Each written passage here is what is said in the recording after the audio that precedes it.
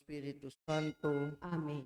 ang anghel ay nagbalita, ang anghel ng Panginoon ay nagbalita kay Santa Maria. At siya'y naglilang ng Espiritu Aba, Ginoong Maria, napupuno ka ng grasya. Ang Panginoong Diyos ay sumasa iyo. Bukod kang pinagpala sa babaeng lahat at pinagpala naman ng iyong anak na si Jesus. Santa Maria at kung Narito ang alipin ng Panginoon. maganap nawa sa Aba, Ginoong Maria, napupuno ka ng grasya. Ang Panginoong Diyos ay sumasa iyo. Bukod kang pinagpala sa babaeng lahat at pinagpala naman ang iyong anak na si Jesus. Santa Maria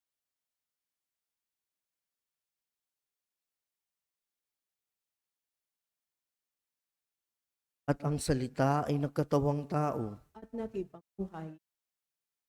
Aba, Ginoong Maria, napupuno ka ng grasya. Ang Panginoong Diyos ay sumasa iyo. Bukod kang pinagpala sa babaeng lahat at pinagpala naman ng iyong anak na si Jesus. Santa Maria kung kami Ipanalangin mo kami, O Santa na Ina ng Diyos. nang kami maging Manalangin tayo. Panginoon naming Diyos, kasihan mo nawa ang aming mga kaluluwa sa iyong mahal na grasya at yayamang dahilan sa pamamalitan ng anghel ay nakilala namin ng pagkakatawang tao ni Jesucristong anak mo, pakundangan sa mahal na pasakit at pagkamatay niya sa krus. Papakinabangan mo kami ng kanyang pagkabuhay na magmuli sa kadakilaan sa langit sa pamamagitan ni Jesucristong aming Panginoon. Luwalhati sa Ama at sa Anak at sa Espiritu Santo. kawalang. Sa ngalan ng Ama at ng Anak at ng Espiritu Santo. Amen.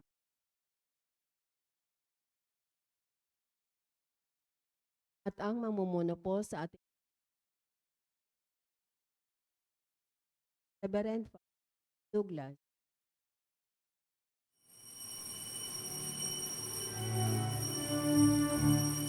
Purihin ng Panginoon, umawit ng kagalakan, at tugtugin ang gitara at ang kaaya-ayang lira.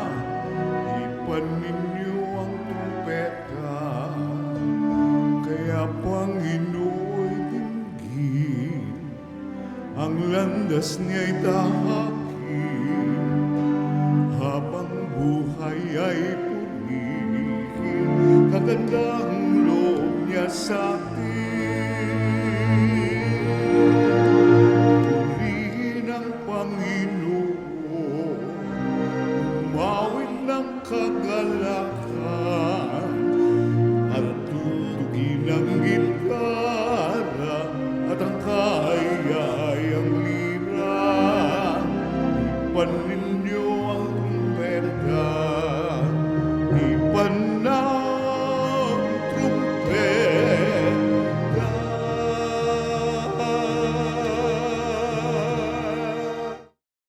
Sa ngalan ng Ama at ng Anak at ng Espiritu Santo, Amen. ang pagpapala ng ating Panginoong Hesukristo, ang pag-ibig ng Diyos Ama, at ang makikipagkaisa ng Espiritu Santo naway sumainyong lahat. At sumaiyo rin.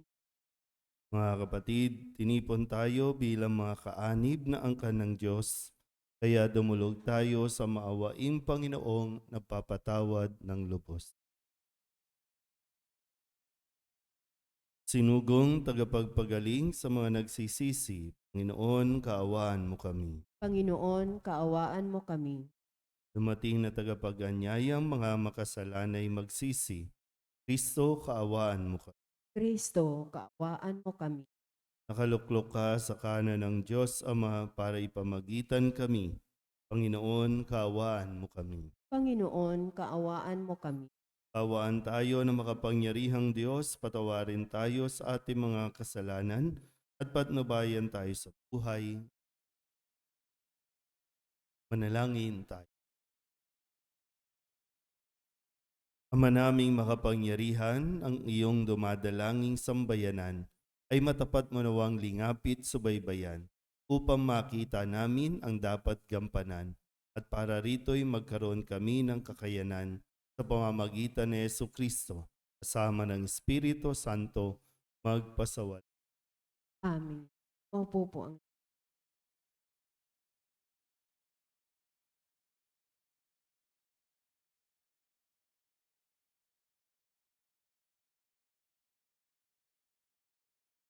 Pagbasa mula sa unang aklat ni Samuel. Noong mga araw na iyon, si Samuel ay patuloy na naglilingkod sa Panginoon.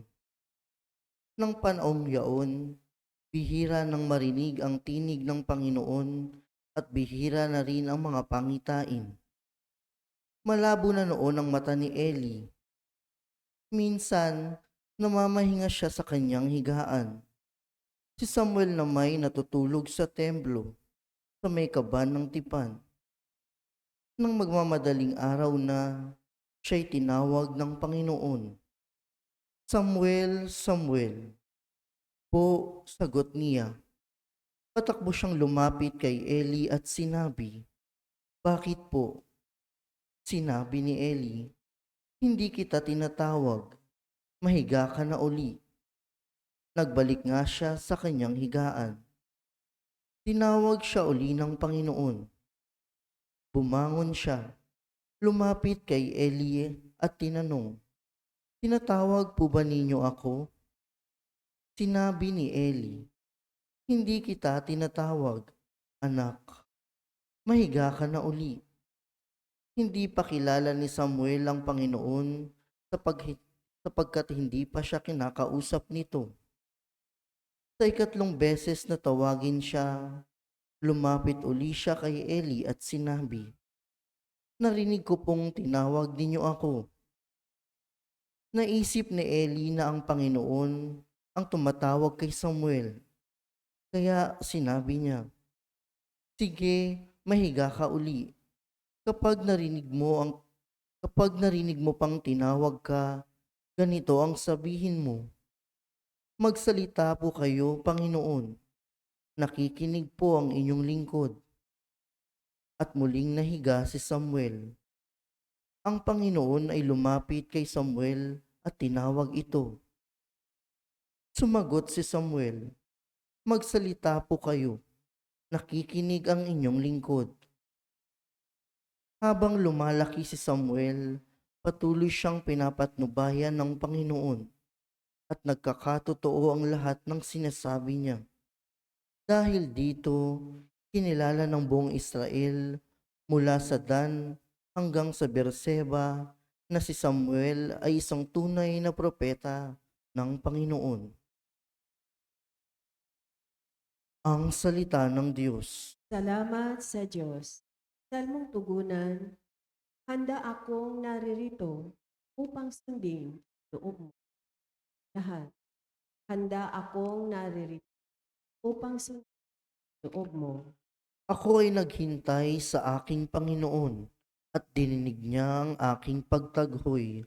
Mapalad ang taong may tiwala sa Diyos at sa Diyos-Diyos ay hindi dumudulog, hindi sumasama sa nananambahan sa mga nagkalat na Diyos-Diyosan.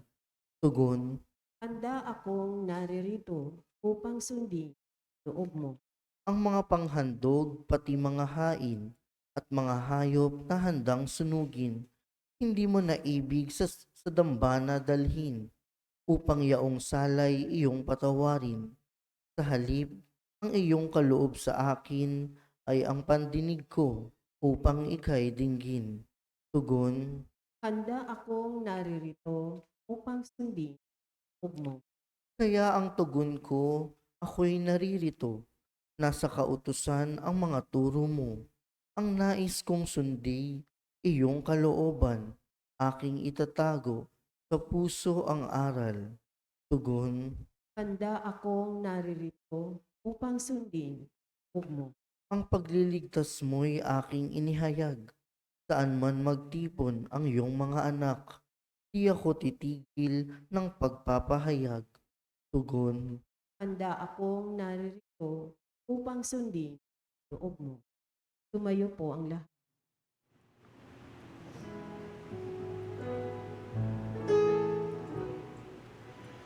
Hallelujah, hallelujah.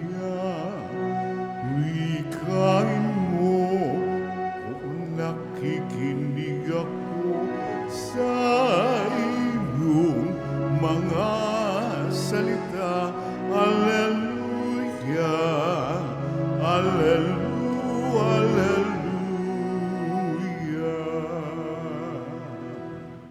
Sumainyo ang Panginoon. At sumaiyo rin. Ang mabuting balita ng Panginoon ayon kay San Marcos. Papuri sa iyo, Panginoon. Noong panahong iyon, mula sa sinagoga, si Jesus ay nagtuloy sa bahay nina Simon at Andres. Kasama niya sina Santiago at Juan. Nararatay noon ang biyanan ni Simon Pedro dahil sa matinding lagnat, at ito'y agad nilang sinabi kay Jesus. Nilapitan ni Jesus ang babae, hinawakan sa kamay at ibinangon. Noon di inibsan ito ng lagnat at naglingkod sa kanila. Pagkalubog ng araw, dinala kay Jesus ang lahat ng may sakit at ang mga inaalihan ng demonyo.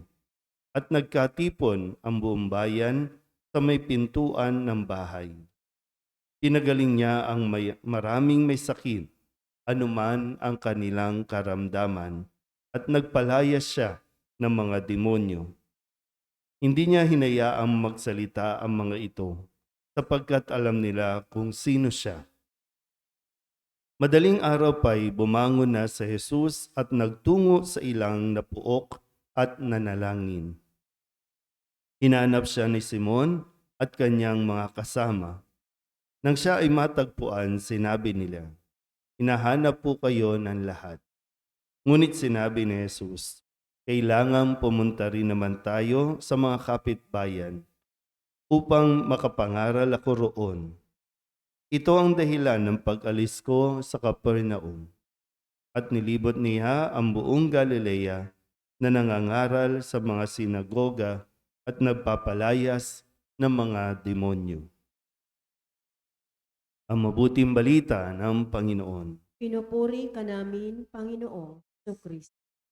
Isang mapapalang umaga po sa inyong lahat. Ngayon po ay Miyerkules para sa unang linggo ng karaniwang panahon. At sa ating pong Ebanghelyo, muli pinapaalalahanan tayo ng napakahalagang bahagi po ng ating buhay na hindi dapat kalimutan o kaya naman hindi dapat isang tabi. Sa simula pa lang ng ating Ebanghelyo ay nagpagaling na si Jesus ng mga may sakit, lalo tigit yung biyanan ni Simon Pedro na mayroon pong matinding lagnat. At pagkatapos niyan ay dinala kay Jesus ang napakarami pang may sakit at mga inaalihan ng demonyo. Nagtipon-tipon doon sa bahay. Pero lahat ng ito ay o marami sa mga may sakit na ito ay kanyang pinagaling. At yung mga demonyo na nakikipagsigawan ay kanya rin pong pinatahimik. Kinabukasan, ang kanyang hangarin, bagamat hinahanap siya ng marami, ay kailangan pa rin niyang pumunta sa ibang bayan naman para nang sa ganon maranasan nila ang biyaya ng Diyos. At doon nagsisimula po yung pagkikwento, pagbabahagi ng karanasan para mas marami ang makakilala pa kay Kristo o kung sino siya at kung ano ang kanyang misyon sa mundong ito. Pero yung bahagi po dito, sabi dito, sa kabila nung napakarami niyang ginagawa, sa kabila ng napakaraming taong humihingi ng tulong sa kanya. Madaling araw pa, bumangon na si Jesus, nagtungo sa isang ilang na puok at nanalangin. Hindi kino-compromise dapat, lalo tigit sa atin po mga naglilingkod sa simbahan, lalo na sa aming mga pari. Hindi dapat isinasantabi o sabihin na natin kahit ang panalangin, yung pananalangin ay ituring na gawain na nakakapagod. Kundi ang pananalangin, ito ang panahon para ma-recharge tayo. Yung pupunta tayo o magkakaroon tayo ng kahit konting sandali o oras, kung hindi man kaya ng isang oras, yung kahit sandali lang na mananahimik ka at magdarasal. Kasi yun ang magdadala at magbibigay sa atin ng tamang direksyon. Dahil kung hindi natin kukunin itong pananalangin, yung pagdarasal, mauuwi lang tayo lagi sa pagod. Pagpagod na, mauuwi tayo sa pagrereklamo at mawawalan na ng dahilan kung bakit natin ginagawa yung mga paglilingkod, yung mga responsibilidad na nakaatang sa ating mga balikat. Minsan po, no, nahuhulog tayo sa kapag marami tayong ginawa, napagod tayo, either hindi na rin tayo muna magsisimba, hindi na muna tayo magdarasal, kasi nga nagbabakasyon tayo. Ganun yung nagiging seemingly okay, karapatan natin ang magbakasyon, pero hindi dapat mawala yung pagsisimba o pagdarasal.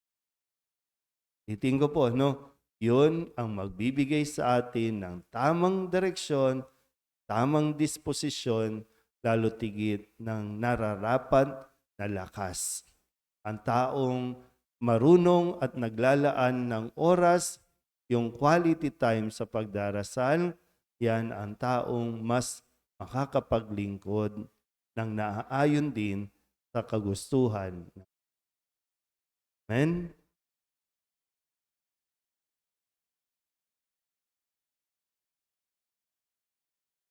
Tulad ng mga taong nagdala kay Jesus ng mga may sakit at mga inaalihan ng demonyo, dalhin natin sa ating Amang nasa langit ang lahat ng may dalang hinagpis at paghihirap at nangangailangan ng kagalingang puno ng pagmamahal.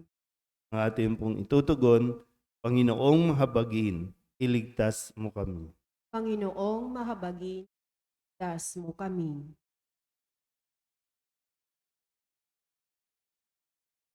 Ang simbahan naway laging manalig sa Panginoon sa harap ng mga pagsubok at paghihirap. Manalangin tayo sa Panginoon. Panginoon mahabagin, iligtas mo kami. Ang mga naghihikahos sa daigdig, lalo na ang mga walang katarungang pinagkaitan ng pagkain, damit o kalayaan, naway mabigyan natin ng pag-asa at kalakasan ng kalooban. Manalangin tayo sa Panginoon. Panginoong mahabagin, ligtas mo kami. Ang mga nahihirapan dahil sa pamimighati at pag-aalala, naway makatagpo kay Kristo ng matatag na kanlungan at katigan. Manalangin tayo sa Panginoon. Panginoong mahabagin, ligtas mo kami. Ang mga naghihirap dahil sa karamdaman at yaong mga taong mabibigat ang mga pasanin sa buhay, naway matagpuan ng Panginoon sa kanilang dinaranas ng mga pagsubok. Manalangin tayo sa Panginoon. Panginoong mahabagin, ligtas mo kami. Ang mga yumao at yaong mga namimigati dahil sa kanilang paglisan, naway makatagpo ng pag-asa at kaginhawaan sa pagkabuhay na magmuli ni Jesus. Manalangin tayo sa Panginoon. Panginoong mahabagin, iligtas mo kami. Dilugin natin sa Panginoon ang ating mga personal na kahilingan, mapanalangin para sa ating mga pamilya, kasama ang mga kahilingan ng mga nanonood sa online. Lahat ng mga minsang pasasalamat, espesyal na intensyon, mga agarang pagdating ng mga may sakit, ang lahat ng mga kaluluwa na inihiling na ipagdasal sa misang ito.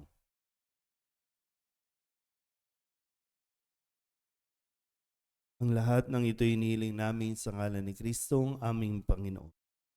Maupo po ang lahat.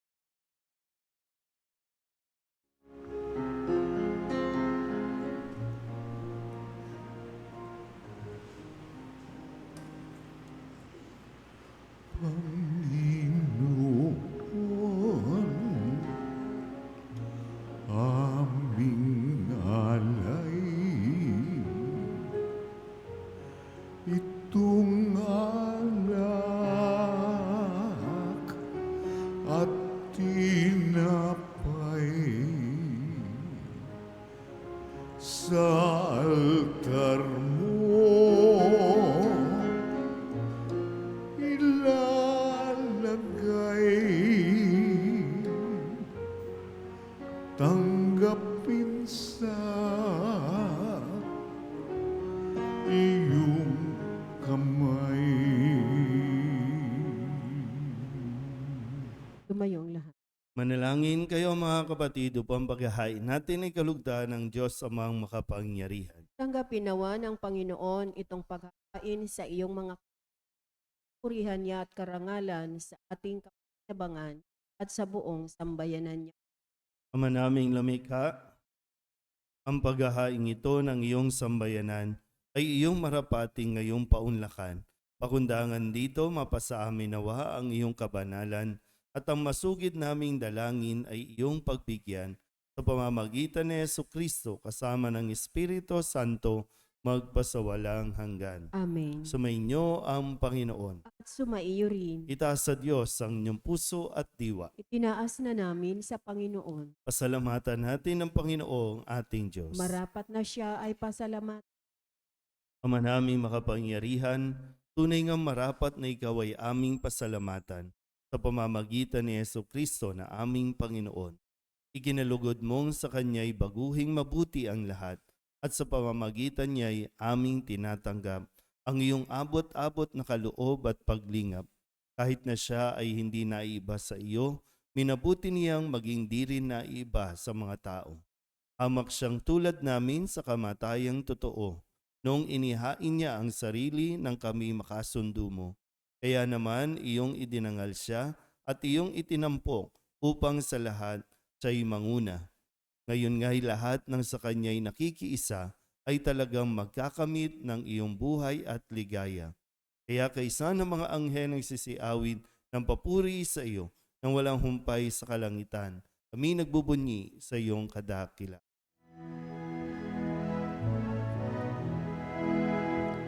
Santo, Santo, Santo, Panginoong Diyos na makapangyarihan, napupuno ang langit at lupa ng kalwalhatian mo. O sana sa kaitaasan, pinagpalang naparirito sa ngalan ng Panginoon. O sana sa kaitaasan. Ama naming banal, ikaw ang bukal ng tanang kabanalan, kaya't sa pamamagitan ng iyong Espiritu, gawin mong banal ang kaloob na ito upang para sa aming maging katawan at dugo ng aming Panginoong Hesu Kristo. Bago niya pinagtiis ang kusang loob na maging handog, hinawakan niya ang tinapay, pinasalamatan kaniya, pinaghati-hati ni iyon, iniabot sa kanyang mga alagad at Tanggapin ninyong lahat ito at kanin, ito ang aking katawan na ihahandog para sa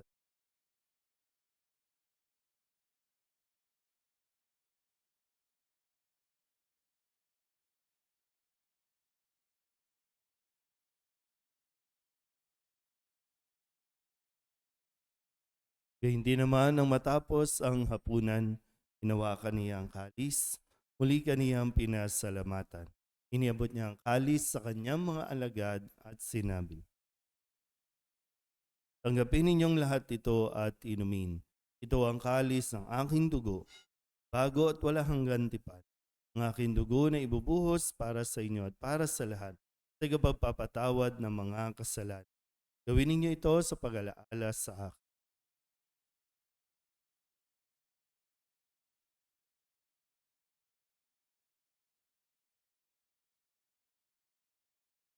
Ipagbunyi natin ang misteryo ng pananampalataya. Si Kristo'y namatay. Si Kristo'y Ama, ginagawa namin ngayon ang pag-alaala sa pagkamatay at muling pagkabuhay ng iyong anak. Kaya tiniaalay namin sa iyo ang tinapay na nagbibigay buhay at ang kalis na nagkakaloob ng kaligtasan. Kami napapasalamat dahil kami iyong minarapat na tumayo sa harap mo para maglingkod sa iyo.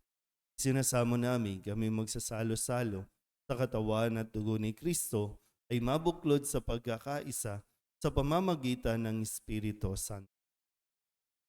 Ama, lingapin mo ang iyong simbahang laganap sa buong daigdig. Puspusin mo kami sa pag-ibig kay San Francisco na aming Papa at ni Jose na aming Obispo at ng Tanang Kaparian. Alalahanin mo rin ang mga kapatid naming nahimlay na may pag-asang sila'y muling mabubuhay, hindi ng lahat ng mga pumanaw. Hawaan mo sila at patuloyin sa iyong kaliwanagan. Hawaan mo at pagindapating kaming lahat makasalo sa iyong buhay na walang wakas. Kay sana mahal na Birhen Maria na ina ng Diyos, ng kabiyak ng puso niyang si San Jose, kay sana mga apostol at ng lahat ng mga banal na namuhay dito sa daigdig ng kalugod-lugod sa iyo, may pagdiwang nawa namin ang papupuri sa ikatarangal mo sa pamamagitan ng iyong anak na aming Panginoong Hesus Kristo. Sa pamamagitan ni Kristo, kasama niya at sa Kanya, ang lahat ng parangal at papuri ay sa iyo, Diyos Amang makapangyarihan, sama ng Espiritu Santo, magpasawalang hanggan. Amen. Amen.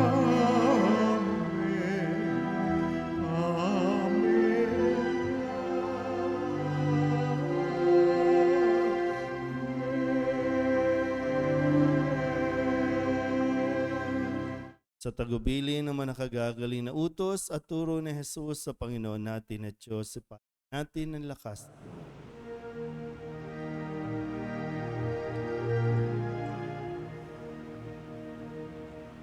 Ama namin, sumasalangit ka,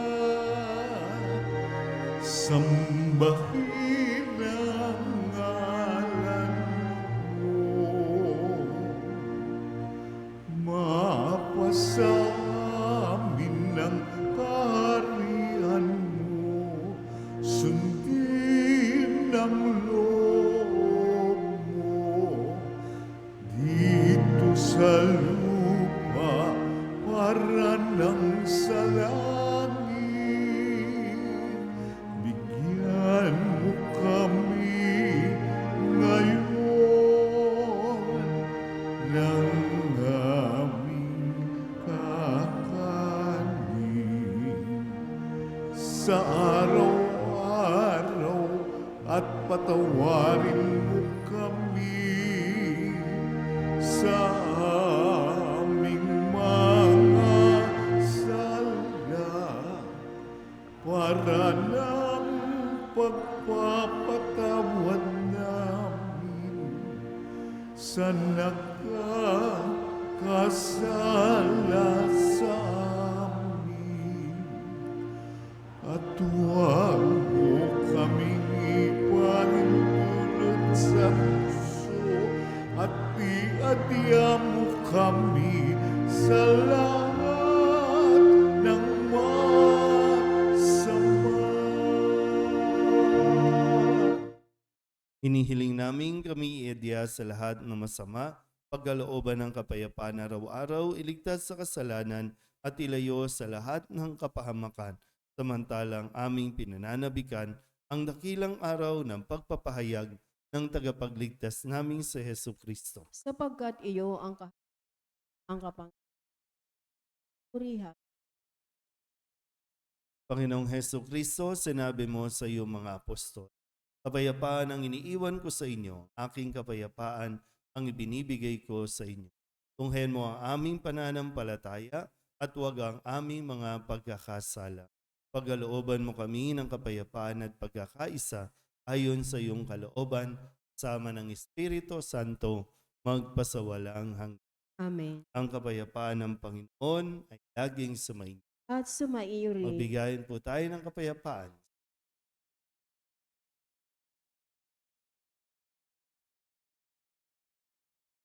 Kordero ng Diyos na nag-aalis ng mga kasalanan ng maawa ka sa amin. Kordero ng Diyos na nag-aalis ng mga kasalanan ng sanlibutan, maawa ka. Kordero ng Diyos na nag-aalis ng mga kasalanan ng sanlibutan, pagkaloob mo sa amin. Lumuhod po ang Ito ang kordero ng Diyos. Ito ang nag-aalis ng kasalanan ng sanlibutan. Palad ang mga inaanyayahan sa kanyang piging. Panginoon, di ako karapat-dapat, ngunit sa isang salita mo lang, na. Katawan ni Kristo.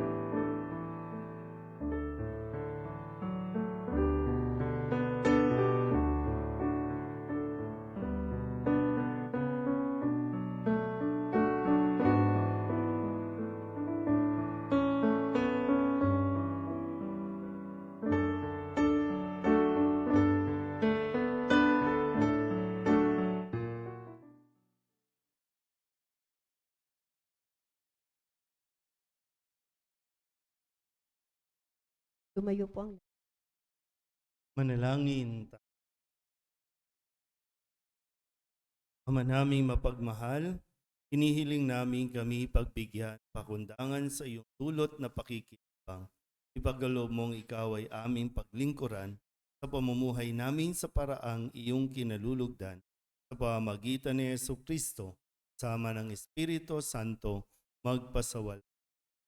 amin. Sumainyo ang Panginoon. At sumaiyo rin. At pagpalain kayo ng makapangyarihang Diyos, Ama at Anak, Espiritu Santo, tapos na ang banal na misa, humingi tayo sa kapayapaan ni Kristo. Salamat sa Diyos. Magandang umaga.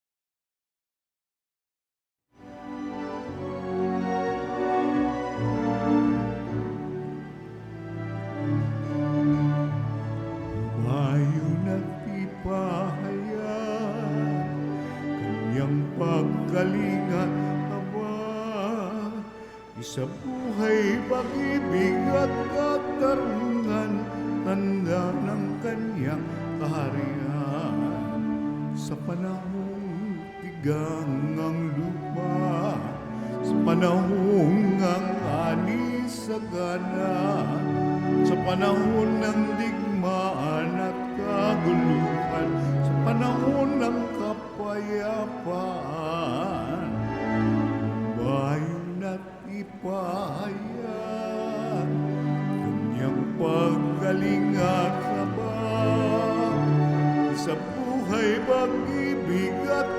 katarungan.